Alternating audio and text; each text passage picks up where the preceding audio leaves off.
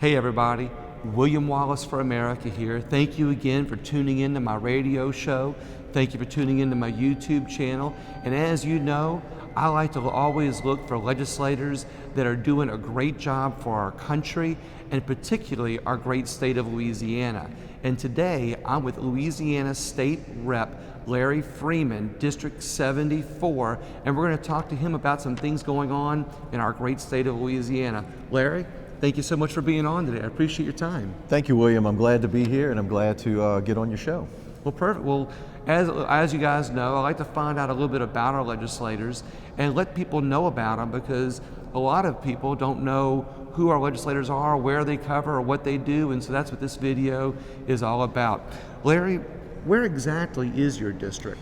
Well, District 74 starts in Abita Springs, St. Tammany Parish, and then it goes north and it covers the western part of Washington Parish and then the northeastern part of Tangipahoa Parish. So I have 3 parishes in my district. Oh wow, you're one of those legislators that has to drive your district, huh? Well, you can't walk this district. During our campaign, the only place you actually could walk would have been the town of Abita Springs. Everywhere else you had to drive from house to house to go visit the constituents. That's amazing. I've heard about that. I know some legislators get to walk and knock, but you got to drive. That's correct. Yes, it takes a long. In fact, it's about a 2-hour drive from the furthest point to the furthest point in that district. Believe it or not, 2 hours. Now you butt up to, I guess, that Senator Beth Meisel's district. Senator Beth Meisel is my personal senator, and I'm her personal representative, so we work very closely together. I love it. So what industry makes up that district? It sounds like it's mostly a rural area. Very rural. The town of Abita is really the only significant town we have in the district with population. So Abita Springs is unique, as you know, and it's a great town, but the rest of the district is very rural, and logging, commercial type trucking industry is really what's big there. And of course over in Tangipahoa Parish there's a lot of nurseries, plant nurseries. Oh yeah. So again, rural area, commercial type trucking industry, logging and so forth, that is really what's big in District 74. So Boca Chica, is that actually in your district? State Park? No, I think that's more so in the next district over, which would be Representative White's district. Okay. But it may touch. It butts up close. Yeah, just trying to give people an idea, because I actually did a show. I was actually up at the Boca Chica State Park, and I've done some things up there because I know they have a lot of improvements. Oh yes, they do.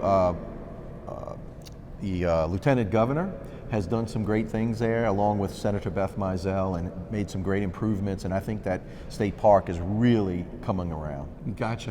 You know, I want to point out in the video for people, usually I point this out in the beginning where we are, but today we're not only at the state capitol, but we're in the rotunda, so if you want to keep an eye on what's behind us, you'll see a lot of less activity because of things going on, but this is a beautiful all marble room that what I'll do is after the video, I'll do another video to kind of give people a tour of it. You know, so why did you actually run for office? What was the catalyst to make you run for this position? Well, this is your first term, right? It is my first term, first time running for any type of public office.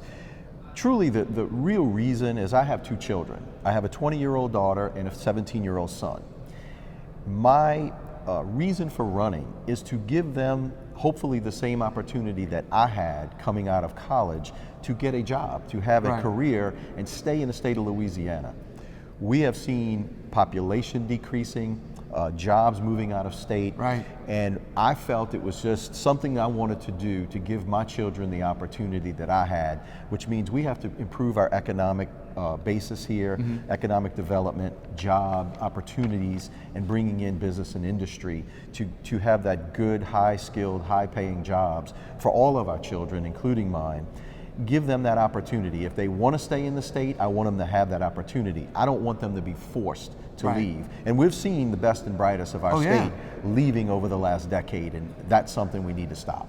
Right. I like how the TOPS program was designed to keep people in the state, you know, but that's only the first part. We need to do the second part, which, like you said, find ways to bring more industry in the state so our kids don't take that good education and that good way to finance that good education out of the state to another state that's offering better opportunity. Well, and they're investing their time, their effort, and their money in the education in the state. But if they can't find a job that fits that, when fits their degree Right. or their experience, they're leaving, and we just can't continue that to happen because, like I said, our state stays last in all the good things and first in all the bad Right. things, and that's something that I wanted to change. Yeah, I heard another statistic like the other day that we were like, on the number one on the bad list and last on the good list, and I don't even want to mention it anymore because I think, with good representatives like you, it sounds like you've got Louisiana and your district in your heart. I'm going to ask you about that, in a second, but what's your background? What kind of background do you come from? Well, I actually grew up in New Orleans, born and raised in New Orleans. We moved to the North Shore after Katrina about 12, 13 years ago now.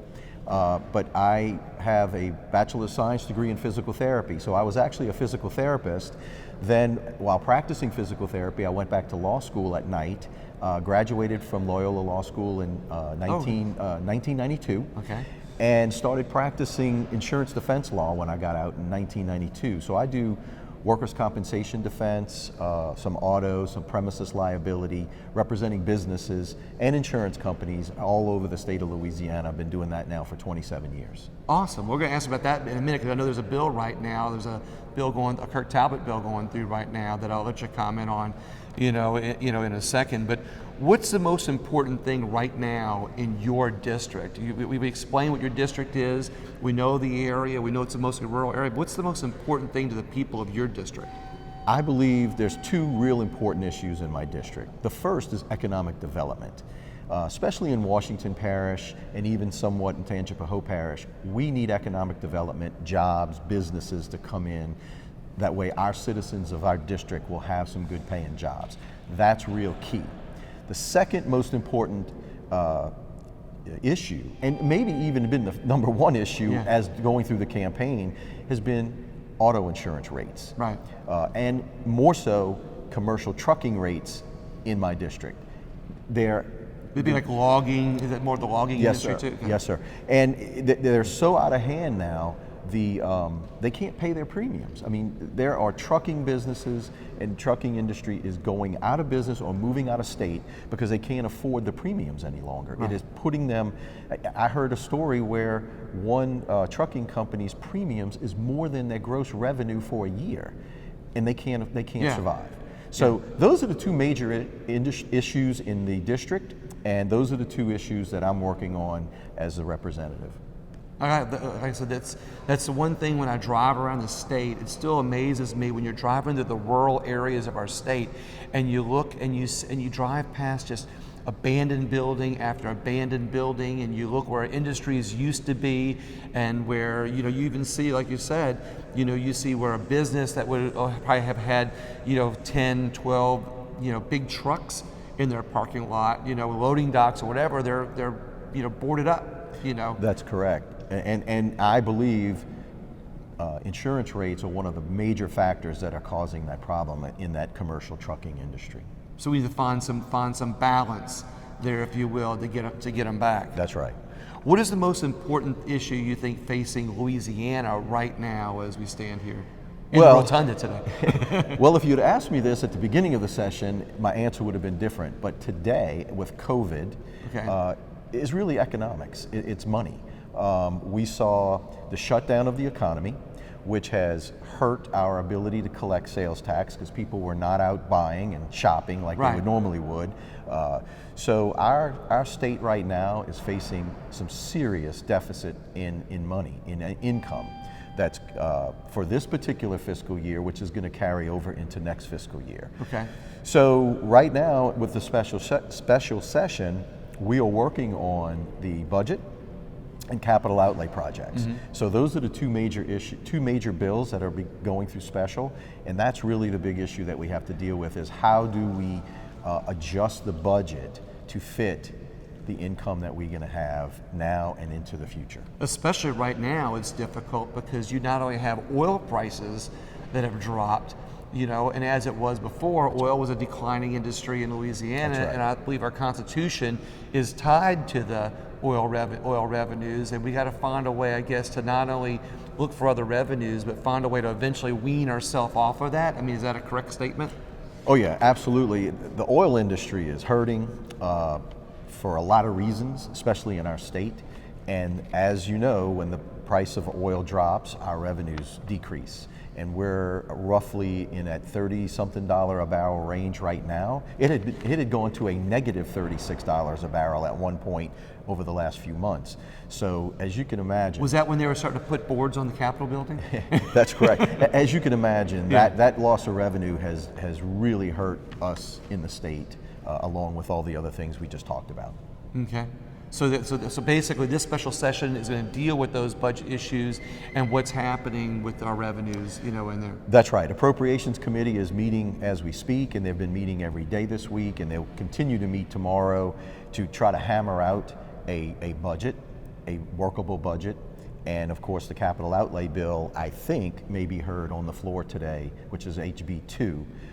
May be heard on the floor today for debate. So we'll see how that goes. What would be your project that maybe was in the regular session or in this session? So I'm asking you two kind of questions in one. What was your pet project, so to speak, or your favorite bill that you wanted to have last issue, and what do you think it is now in this session?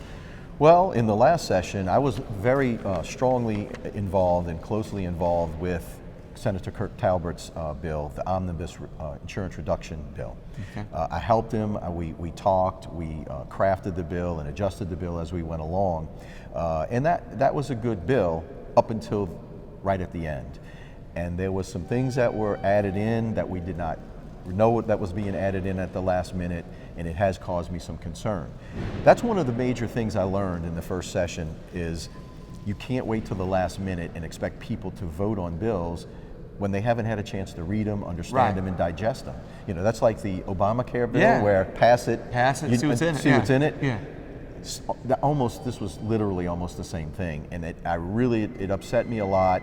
I learned a lesson that we have to do things differently going forward, and that's something that I'm going to be working on, is not waiting till the last minute to pass a bill of that magnitude without having a chance to read it, study it, and make sure the things that were added in it doesn't have unintended consequences, and I'm afraid that might be the case in this bill.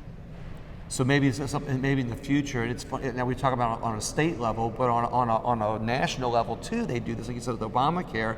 It's almost like you want to see, something passed to not only make bills shorter so you can read them and actually know what's in them, but also maybe have them dropped, months in advance so we can, as a public, have a chance to study it, and the legislators have a chance to study it and read it. That's right. What do you think is the most important thing that people can do for our state, to be involved in helping our state? We talk about what the legislators do. We talk about, what the elected officials do. But what do you think the people of this state can do to help the state the best? Well, from running this campaign and being in this election, the number one thing I think we can do is be involved and actually go out and vote. We have elections with 15 and 20% turnout. So you're 2 out of 10 people, 2 out of 10 voters are electing officials. That's unacceptable. I mean, we should have at least 75% turnout, at least, if people were involved and engaged in the process. Yeah. So that's really, really important for that to happen. So the people have to be involved and vote. That's the number one issue. Right. Secondly, getting involved with their legislator during the process, sending emails, calls. We pay attention to that. And I get a lot of emails from my constituents, or a lot of phone calls from my constituents on certain bills or certain issues, and I can tell you, legislators pay attention to those constituents' concerns. And if we get a lot of folks calling about in favor of a bill or opposing a bill, that goes a long way in us thinking how we're going to vote ultimately. I love it. It sounds like you're not only very involved, but you're prompting people to be very involved. And I think that's really important, and helping make a difference, in our state. And one last question for you: is there anything that you want to see in the next session? any kind of bill that you believe in, that you want to try to introduce, maybe you want to work on it over between now and the next session, something that you believe in that the people can look forward to, speaking about getting people involved, to be ready for? Well, I'm a big Second Amendment guy, and I co-authored a bill with Representative McCormick from North Louisiana. It's called the Constitutional Carry Bill, which basically means that you have a constitutional right to carry a firearm concealed without a permit. Unfortunately, in this shortened session, that bill did not even get a hearing in committee. I was not happy about that, but we understand because of the shortened session. We're hoping possibly to bring it in the special if it'll fit within the call. And if that doesn't happen, I can assure you we will be back next year with that bill, and we will make sure it gets a hearing, a fair hearing, and get to the floor. Because I think if it gets to the floor of the House and possibly the Senate, it can be passed. Awesome, I love it. Well, guys, as you got to meet Larry Frieman today, as you can see, he's a welcoming guy, and would probably welcome your comments and questions. If you have anything to email, you look up his site on his district site. He obviously pays attention to people, which is one of the reasons I wanted to bring him on for an interview today, so the people can get to see what a good legislator looks like and sounds like, someone who's listening to the people of not only his district but our state, which is one of the best things that we can do for our country. So stay tuned for more great interviews coming up with me, William Wallace for America. And if you like this video, you can catch it, save it, and share it with other people. And also there's a podcast which I'll promote on my site, William Wallace for America, on Facebook. Larry, thank you very much. Thank you, William. I appreciate your time, and I enjoyed being on your show. Thank you very much. Appreciate that. Tune in, everybody, and have a great day. Thank you so much.